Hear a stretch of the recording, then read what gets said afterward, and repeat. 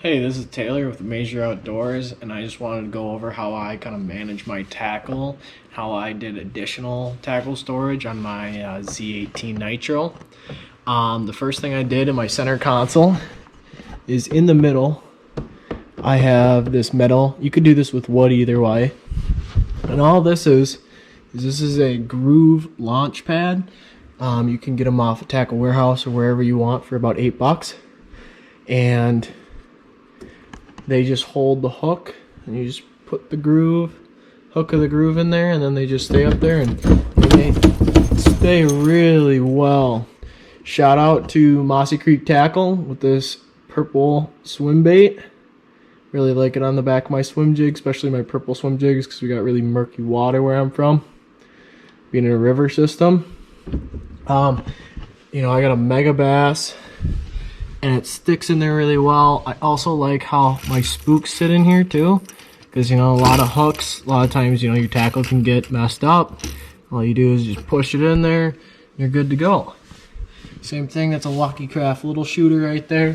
All I did was I took whatever this measurement across was, which I think it was like 8 inches, I believe, and then I just subtracted 2, drew a line, subtracted 2, drew a line, and then put the launch pad. The launch pad sticks up there with the 3M adhesive. I've probably had these in my boat for almost a year now, and I've really liked this system. The one thing I really like about this, especially with your spinnerbaits and stuff that get really wet, you don't have to worry about it rusting when you put them into your box. I know that a lot of people have that problem, especially with this set of Plano boxes right here. This is the Stowaway. They're waterproof, but there's no air wicking system in them. So I've heard that these boxes have a hard time rusting out. And just keeping your hooks, especially if you're buying new hooks and putting them on there, and just keeping your swim baits. These things get expensive really quick. So for $8, you could do this in any kind of boat you want. You can have a walleye boat underneath your lids, terminal tackle, anything.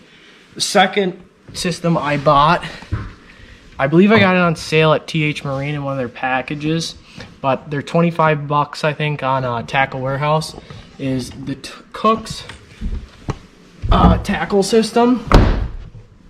The only cons I have with this is, so it works really good if it's got a hook. So all it does is, I don't know if you guys can see this, but it's a double way hook. So you stick it in the first hole, and then you sit it in the second hole, and then it sits there, and then they don't come out, right? I like this system, but it works good for crankbaits. A lot of times you can get this, if you can't stretch it, you just go short. You can get both of them in there. Chatterbaits, chatterbaits are really easy. Jigs without weed guards. This is that new realistic live target.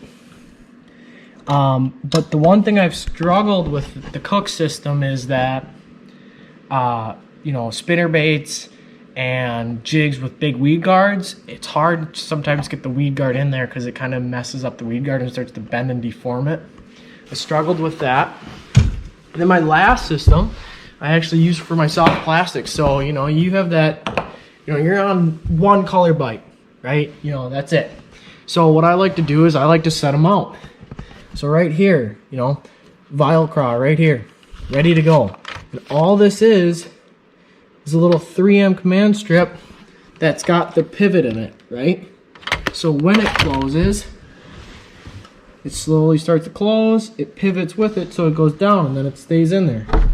Close it, rip it back open, ready to go. Plastics you want. Then I did this with this is my plastic drawer. These are, I'll link everything in the description below. But this is the satellite boxes, and it's meant for shoes. But I found that it works really, really well for soft plastic general sizes, because I think, the gold standard is, the Rage Menaces, just Rage products in general. Most bags are about this size. And all they do is they just perfectly slip in there. I love it. I love how it's clear. I I can see everything I want. They latch down. It's not just a pop-on cover. I've seen pop-on covers. I'm not a big fan of them. I like the latches. They hold better, especially when you're in tougher water. The only ones that these don't work for is your swim baits. You know, your Rage swimmers. Got some eliminators here. Weird. You know, your Rage swimmers is the same thing as a Kitech. Same thing as the EcoSpawn. They got these huge plastics. Right here, more Rage swimmers. They just don't fit as nice. Lake Fork, company chatterbait trailers, swim bait trailers. They just don't fit as well. But everything else I've been pretty, you know, this is the only type of plastic that I've seen that's kind of got that weirder, you know, packaging size. But I've been really happy with them overall because, you know, I got my stick baits, I got my swims, my Z-Man products, just because, you know, Z-Man has a different transparency. Craws, you know, brush hogs, you know, flipping baits and tubes. And up here, you know, I just did more of them. Right here, you know, I got a Lunker City Fluke Swimming, some swimmers. It works for hard and soft plastics, right? Because these are always pivoted. And I got a special color Rage Craws. And, you know, not all of these storing systems are perfect. You know, all of them have their pros and cons. I really like this one. You know, there's no extra holes. Just tape them on. But, you know, this doesn't, it works well. But sometimes I've seen if, like, let's say that plastic hits, especially when you hit a big wave, sometimes they do hit the bottom of one of these and then pops out. But every time I've used it, it has worked really well for me. I have seen the people who do just like a clipboard clip and put them on there. I'm thinking about trying that with one of them. The Cook system, told you about their flaws. You know, they have, it's harder to get the things with the weed guards and spinner baits on. And then the one I've been most happy about is definitely the Safe Light or the satellite boxes for my plastics. And then definitely the Gruv Launch Pad. I mean, these things are $8 a piece. I've got them on sale. I think I got all of these for $4 a piece. And they work. You know, I would like to see, you know, let's say I've had these launch pads for a long time. You can see that they kind of create a little bit of memory. I don't know if you can see that.